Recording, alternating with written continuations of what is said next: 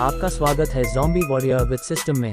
Episode 94। Hrithik ने कुछ recovery liquid लिया, अपने बैकपैक से निकला और परी के पास चला गया। फिर वो उसने पास जाकर जमीन पर बैठ गया और उसके घाव को देखने लगा। उसने परी के शरीर पर उस हिस्से को देखा जहां उसे चाकू मारा गया था और उसके कपड़े फटे हुए थे। उसने उन्हें खींचने की कोशिश की, लेकिन वो कपड़े काफ़ी हाई क्वालिटी के थे जिन्हें ऋतिक फाड़ नहीं पा रहा था। तुम अपनी ड्रेस क्यों नहीं उतार देती?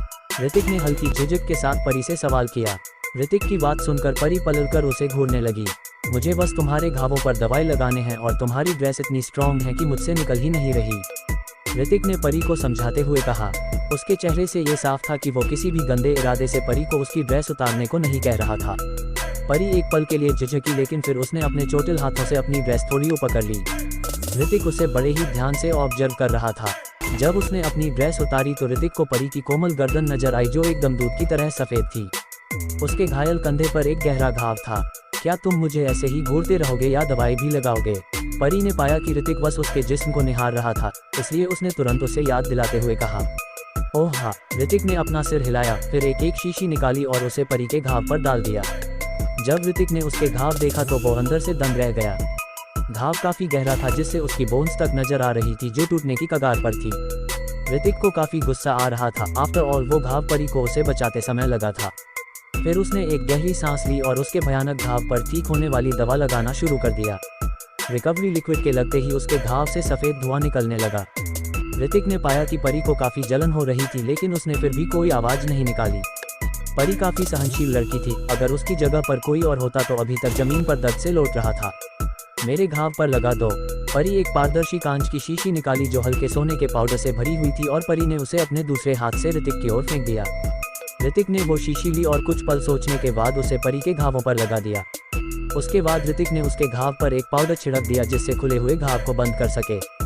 एक बार पाउडर जमने के बाद खून नहीं बहता था और उस पाउडर का घाव पर काफी असर होता था। परी अपने हाथ से कटे हुए घाव को टटोलने लगी। जब रिकवरी लिक्विड ने अपना असर दिखाया तो उसकी सल्स तेजी से डिवाइड होने लगी। हालांकि उसकी कॉलर बोन अभी तक ठीक नहीं हुई थी, लेकिन अब वहां पर कोई कट नहीं था। आज रात यही आराम करो। जब ऋतिक ने पाया कि परी का घाव पूरी तरह से ठीक हो गया था तो उसने स्माइल करते हुए परी से कहा। हाँ, परी ने हाँ में अपना सिर हिलाते हुए कहा। चांद की चांदनी में एक लड़का लड़की डेजर्ट की ठंडी रेत पर लेटे हुए आसमान में नजर आते तारों को निहार रहे थे। जब अगली सुबह हुई और ऋतिक ने अपनी आंखें खोली तो पाया कि वो और परी एक दूसरे के काफी नजदीक लेटे हुए थे। उसे लगा शायद परी जाग गई थी, इसलिए वो तुरंत उससे थोड़ा दूर हो गया। क्या तुम्हारे घाव ठीक हो गए? ऋतिक ने थोड़ा अजीब तरीके से उससे सवाल किया। उसका सवाल सुनकर परी ने हाँ में अपना सिर हिला दिया। वो चोट वास्तव में उस चोट की तुलना में कुछ भी नहीं थी जो उसने पहले अनुभव की थी। मौसम अभी भी झुलसा देने वाला गर्म था और सुबह में सूरज जल्दी निकल आया था। क्या तुम डेथ रीजन एकेडमी जा रही हो? ऋतिक ने पेरिस सवाल किया। हाँ, परी के अपना सिर हिलाते हुए कहा। क्या तुम्हें रास्ता मालूम है? परी की बात सुनकर ऋतिक ने एक राहत की सांस ली, फिर उससे वहाँ का रास्ता मालूम करने लगा।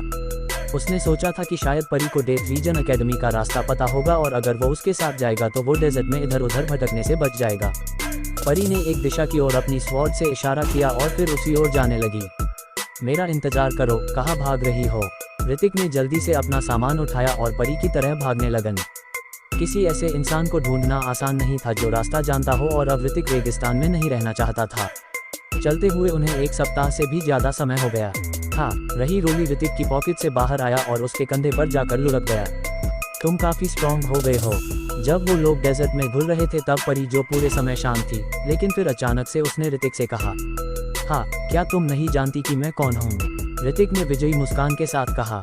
ऐसा लग रहा था जैसे उसकी पूंछ आसमान तक पहुँचने वाली थी, लेकिन फिर भी उतना अच्छा नहीं था, परी ने कहा, जिसे सुनकर ऋतिक को एक झटका लगा। कुछ देर चलने के बाद ऋतिक को आगे एक जंगल दिखाई दिया, लेकिन नील फॉरेस्ट के विपरीत वहाँ के पेड़ नॉर्मल नजर आ रहे थे। वो लगभग उसी जंगल जैसा था जहाँ से वो लॉरेंस सिटी में निकला था। आगे जंगल है, रीति ने परी से कहा, जिस पर परी ने उसे कोई जवाब नहीं दिया। वो लोग चलते रहे और डेजर्ट से बाहर निकलकर जंगल में पहुँच गए। आसपास की हवा इतनी ताज़ी थी कि ऋतिक गहरी सांस लेने से खुद को नहीं रोक सका। लेकिन जैसे ही उन्होंने उस जंगल में कदम रखा, उन्हें एक अजीब सी भिनभिनाहट की आवाज़ सुनाई दी और ऋतिक ने अपनी आईब्रोज से खोल ली।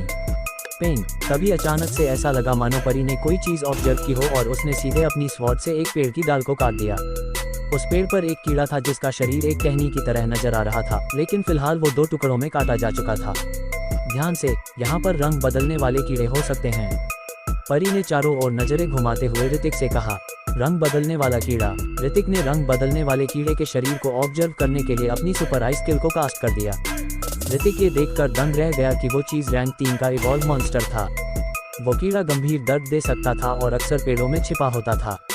अगर कोई इंसान उन पर ध्यान नहीं देता तो वो तुरंत उन कीड़े द्वारा काट लिया जाता। तुम लोगों के लिए डेथ रीजन एकेडमी तक पहुंचना इतना आसान नहीं होगा। तभी ऋतिक के कानों में आगे इन हंगामा सुनाई दिया। जब उसने ध्यान से ऑब्जर्व किया तो पाया कि वहां पर उसे कुछ जाने पहचाने से चेहरे नजर आ रहे थे। अयान, तुम्हारे ये कहने का मतलब क्या है? तेजस ने अपने सामने मौजूद 5 अकीर्तियों को देखा और कहते हुए अपने दांत पीस लिए। उसके ठीक पीछे उसकी गर्लफ्रेंड रिबोना और बिमल मौजूद थे। कोई खास नहीं, बस सुना था कि डेथ रीजन एकेडमी में नए स्टूडेंट्स का एग्जाम होने वाला है और मुझे पहले ही अपने कंपटीटर को एग्जाम से बाहर करना है। वो लड़का जिसका नाम अयान मंसूरी था, उसने हंसते हुए तेजस से कहा। तेजस ने काफ़ी मेहनत की थी वहां आने के लिए, इसलिए वो अपने आप को इस तरह से मरने नहीं दे सकता था। मुझे मर्डर करने पर मजबूर मत करो, अयान मंसूरी ने अपना सिर हिलाते हुए कहा। तुम? अयान मंसूरी की बातें सुनकर गर्म स्वभाव वाले विमल ने अपने हथियार पर अपनी पकड़ मजबूत कर ली। क्या तुम एक दूसरे को जानते हैं? परी ने ऋतिक की ओर अपनी नजरें की और उससे सवाल किया। हाँ, बस थोड़े टाइम से, ऋतिक ने अपना सिर हिलाते हुए कहा। ये जंगल तो वॉरियर्स से भरा लगता है, ऋतिक ने अपनी कमर को स्ट्रेच करने हुए कहा, जिसके बाद वो आगे जाने लगा। जब ऋतिक उनके पास पहुंचा तो सभी की निगाहें उसकी ओर हो गई। एक जवान लड़का और लड़की का चेहरा बेरहम लेकिन काफी सुंदर था, तो वही वो लड़का किसी राजकुमार की तरह एकदम क्यूट नजर आ रहा था। वो दोनों स्वर्ग में बनी किसी जोड़ी की तरह लग रहे थे। सीनियर, जब तेजस और उसके साथियों की नज़र ऋतिक पर पड़ी तो वो लोग काफी ज्यादा सरप्राइज हो गए। सीनियर, जब अयान मंसूरी ने उनकी बातें सुनी तो उसके चेहरे का रंग उड़ गया।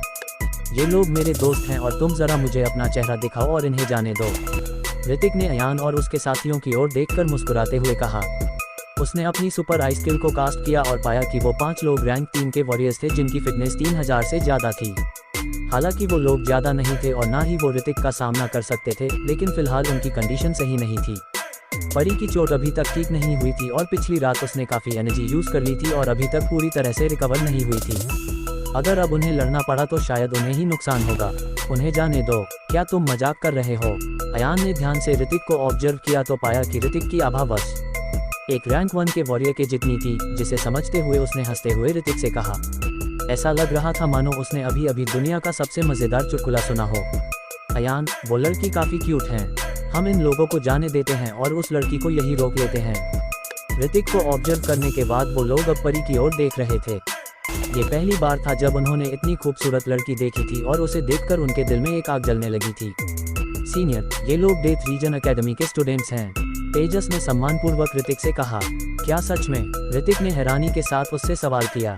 हाँ, तेजस ने अपना सिर हिलाया। मुझे सोचने दो। तभी अयान मंसूरी बिना किसी डर के परी की ओर चला गया और उसके चेहरे को टच करने के लिए आगे बढ़ने लगा। लेकिन तभी अचानक से एक ठंडी रोशनी चमकी और स्विश, ऐसा लग रहा था मानो हवा भी कट गई हो और अयान ने तुरंत अपना हाथ पीछे खींच लिया। अगले ही पल वो ठंडे पसीने से तर हो गया था। उसकी उंगलियां लगभग कट गई थीं। परी ने अपनी लॉन्ग स्वॉर्ड पकड़ रखी थी और बाकी लोगों को बेरहमी भरी निगाहों से घूर रही थी। Rank 4 warrior. तभी एक आदमी ने अपनी आंखों को सोर्स एनर्जी से कवर कर लिया और परी की स्वॉर्ड पर मौजूद सोर्स एनर्जी को ऑब्जर्व करते हुए वो दंग रह गया। तो क्या हुआ? अयान इस समय थोड़ा डरा हुआ लग रहा था, लेकिन फिर भी उसने अपने दांत पीस कर कहा। आफ्टर ऑल, वो रैंक 4 की वॉरियर थी। रैंक 3 की वॉरियर और रैंक 4 की वॉरियर के बीच का अंतर काफी अलग कहा जा सकता था, लेकिन वो चोटिल हैं। एक आदमी ने पाया कि परी के कंधों पर दवाई लगी हुई थी जिस पर ऊपर से पाउडर छिड़का हुआ था। उस आदमी की बातें सुनकर अयान मंसूरी ने अपनी आईब्रोज सिकोड़ ली।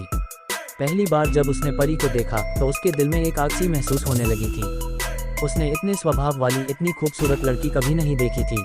आज की दुनिया में कॉस्मेटिक सर्जरी कराना आसान था, लेकिन वो किसी इंसान को क्लास नहीं दे सकता था। तो आगे क्या होगा जाने के लिए सुनते रहेगा zombie warrior with system only on listen YouTube channel पर।